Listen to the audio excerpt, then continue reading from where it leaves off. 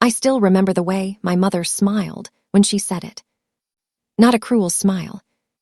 Not an angry one. Worse. A proud, satisfied smile, the kind people wear when they believe they're stating a simple truth. We were all sitting at the dining table. Sunday dinner. The same ritual we'd followed since childhood. Roast chicken, mashed potatoes, green beans no one really ate. My father at the head of the table, my mother beside him. My older sister, Claire, directly across from me. Golden Claire. My mother lifted her wine glass and said, "I just want to say how proud I am of Claire. She's successful, responsible, independent, everything a parent hopes for." She paused. Then she turned toward me. And well, not everyone turns out the same. The room went quiet. No one defended me. Not my father, who stared into his plate like the answer might be hiding in the gravy. Not my sister, who didn't even look embarrassed, just pleased. And not me, because after 27 years of being the family disappointment, I'd learned that reacting only made it worse. I swallowed the lump in my throat and forced a smile. Because if I didn't, my mother would say I was being dramatic. That night, lying in my childhood bedroom, staring at the glow-in-the-dark stars still stuck to the ceiling, I realized something that changed everything. They had already decided who I was. And no matter what I achieved, it would never be enough. So I stopped trying to prove them wrong. Instead, I started planning something better. Growing up second best. Claire is 3 years older than me. 3 years doesn't sound like much, unless you grow up constantly compared to someone who's already ahead. When Claire got straight A's, my B+ was lazy. When Claire made varsity, my spot on junior varsity was embarrassing. When Claire got into a prestigious university, my acceptance to a solid state college was settling. My mother never said she loved Claire more. She didn't have to. Love was shown in little things. Claire's mistakes were learning experiences. Mine were patterns. Claire's confidence was leadership. Mine was attitude. By the time we were teenagers, the roles were set. Claire, the pride. Me, the warning. "Why can't you be more like your sister?" became my mother's favorite sentence. She said it when I dyed my hair. When I switched majors. When I chose marketing instead of accounting. "She's thinking about her future," my mother would say. "You're just floating." What my mother didn't know, or didn't care to know, was that while Claire followed the map, I was building something quietly, off the path they refused to look at. The move that changed everything. After college, Claire moved back home. She said it was temporary, just until she found the right opportunity. Temporary turned into 4 years. She worked a respectable corporate job, complained constantly, and let my parents cover most of her expenses to help her save. Meanwhile, I moved across the country. No tearful goodbye from my mother. No proud announcement at dinner. Just a dismissive, "Good luck, try not to fail." I rented a tiny apartment in Chicago, worked 2 jobs, ate ramen more nights than I care to remember, built my credit from scratch, failed, learned, tried again. While my family posted photos of Claire at company dinners and promotions, I stayed quiet. I didn't post when I launched my first online consulting contract. Didn't brag when my income doubled. Didn't announce when my second business took off. Because every time I shared good news, my mother found a way to shrink it. "That's nice, but is it stable? Claire gets benefits. Anyone can do that online stuff." So I stopped sharing. Let them believe what they wanted. Let them keep Claire on the pedestal. Because the higher someone stands, the harder the fall. The announcement. The phone call came on a Thursday evening. My mother's voice was sharp, efficient, the tone she used when she was already annoyed. "We're having a family dinner this Sunday," she said. "Your father and I have something important to announce. You should come." I almost said no. But curiosity got the better of me. When I arrived, I noticed the tension immediately. Claire was dressed impeccably, like she was heading to a job interview. My mother hovered around her, fixing invisible flaws. My father barely spoke. Dinner passed in small talk. Then my mother cleared her throat. "Claire has been offered a major opportunity," she said. "A leadership role. It's time she settles down properly." Claire smiled modestly. "And because she's proven herself so responsible," my mother continued, "your father and I have decided to help her." My stomach tightened. "We're transferring the house into Claire's name." The house, the one they'd promised, would someday be split between us. I looked at my father. He wouldn't meet my eyes. My mother turned toward me. "You understand, right?" she said. "Claire needs stability. You're more flexible." There it was. The final stamp. Pride and failure, officially declared. I nodded slowly. "Of course," I said. And for the first time, my mother looked relieved. She thought I'd finally accepted my place. What she didn't know was that the house meant nothing to me, because I already owned something far more valuable. What they didn't see, while Claire was being handed security, I was building leverage. Over the past 5 years, I had quietly grown a consulting firm specializing in brand strategy for mid-sized companies. No flashy ads, no viral posts, just consistent results. By the time my mother gave Claire the house, my company had just crossed 7 figures in annual revenue. I had a financial advisor, an attorney, and a plan. I didn't correct my mother when she told relatives I was still figuring things out.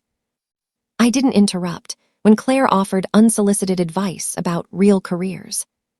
I smiled, listened, learned exactly how they saw me. Because people are most honest when they think you're beneath them. The invitation. 2 months later, my mother called again. This time, her voice was different. Excited.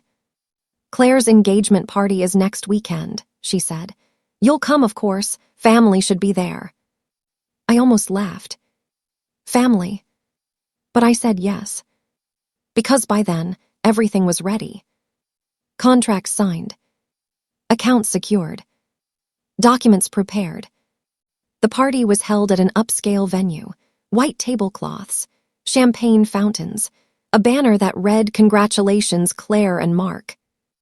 My mother floated around the room, introducing Claire like a trophy. "This is my daughter," she'd say, "the successful one." When she introduced me, her smile tightened. "And this is my younger daughter." Nothing more. Claire barely acknowledged me until she noticed my dress.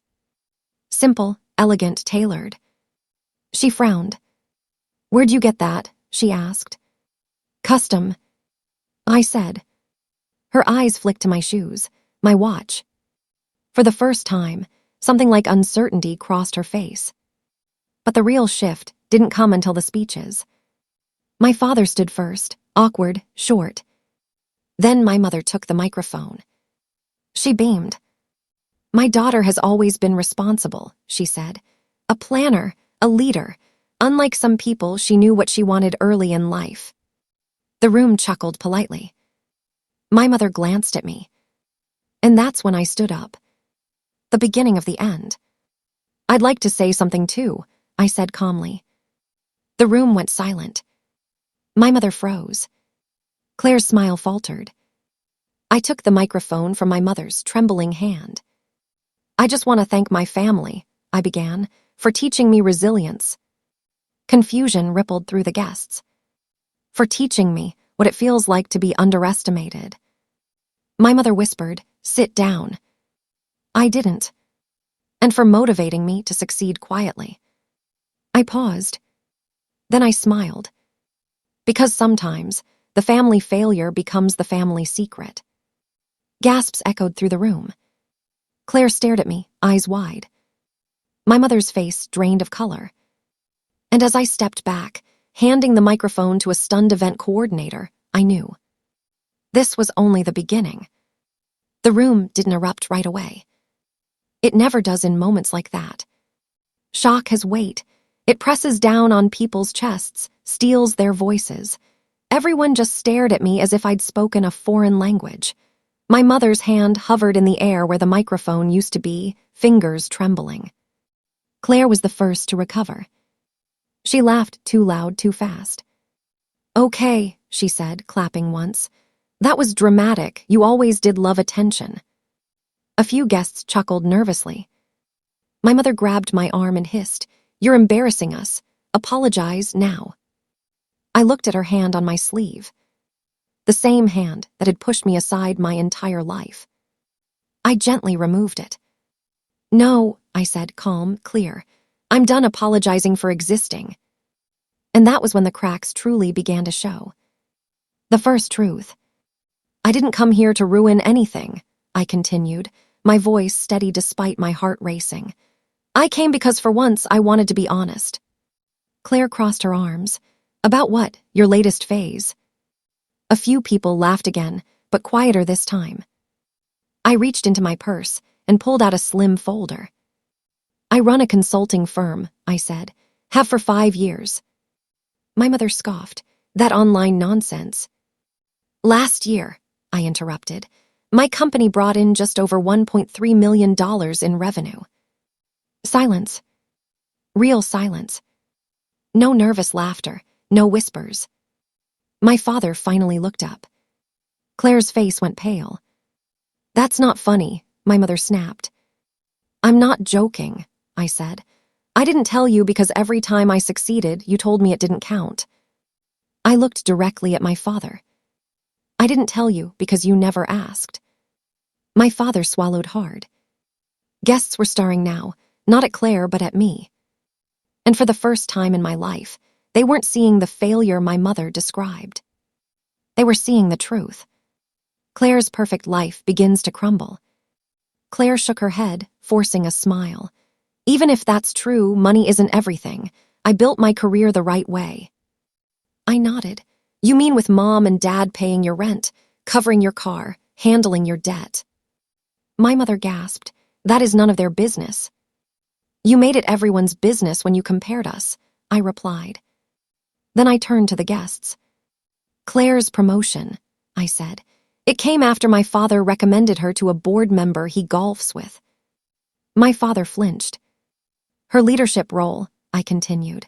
"A title change, no salary increase." Claire's jaw dropped. "That's not."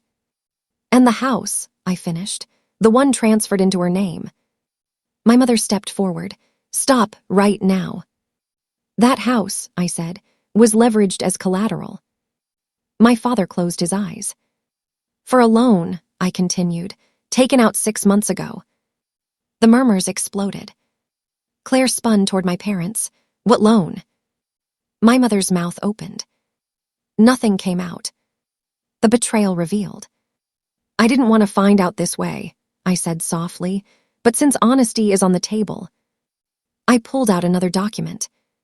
The house was used to secure a personal loan to cover Claire's credit card debt, the same debt you told everyone didn't exist. Claire staggered back like she'd been slapped. "That's impossible," she whispered. "Mom." My mother's voice cracked. "We were protecting you." "By lying to me," Claire shouted. I watched it all calmly. Because this wasn't revenge driven by rage. This was truth finally catching up. "And before anyone asks how I know," I added, "my firm recently advised the bank that approved the loan." My father stared at me in disbelief. "You, what?" "I saw the paperwork," I said. "I recognized the address. The same house they gave to Claire because she was responsible." The fall of the pedestal. Claire turned on my mother. "You said you gave me the house because you trusted me." "We trusted you more than her," my mother snapped, pointing at me. The room froze. There it was. The sentence that explained my entire life. I felt it land, heavy, final, and then something strange happened. It stopped hurting. Because now, everyone had heard it. I looked at my mother with something close to pity. "That's the problem," I said quietly. "You never trusted me enough to see who I became." Claire's voice shook. You let me think I was winning when I was drowning. My mother reached for her. Claire. Claire stepped back. No, she said. You made me your pride and her your sacrifice. The guests began to leave, quietly, uncomfortably. Whispers followed them out the door like ghosts. Within minutes, the celebration was over. So was the illusion. The legal consequences. 3 weeks later, everything collapsed. The bank reassessed the loan after inconsistencies surfaced. The house was frozen. My parents were forced to refinance without my father's recommendation safety net. Claire's engagement didn't survive the stress. Mark left when he realized how unstable her finances really were. And my parents, they called me every day. At first, angry. Then desperate. Then apologetic. I didn't mean it like that, my mother cried over the phone one night. You know I love you. I was quiet for a long moment. No, I said gently. You loved who you wanted me to be. The final choice. 6 months later, I sat across from my parents in a lawyer's office. They wanted help. Advice. A bailout. I'll help, I said. Hope flickered across my mother's face. On one condition. She nodded eagerly. I'm not doing it as your daughter, I said. I'm doing it as a professional. The smile slid off her face. My rates are non-negotiable, I continued, and you will never compare me to Claire again. Claire wasn't there. She moved out of state. Starting over. For the first time, on her own. My mother whispered, I don't recognize you. I stood. That's because you never looked. Epilogue, the family failure. A year later, I bought my own home. Not inherited. Not gifted. Earned. My parents visit occasionally, carefully, like guests afraid to break something fragile. My mother watches me now, with something unfamiliar in her eyes. Respect. But it's too late for pride. I don't need it anymore. Because the girl they called the family failure. She didn't fail. She simply outgrew them. The end.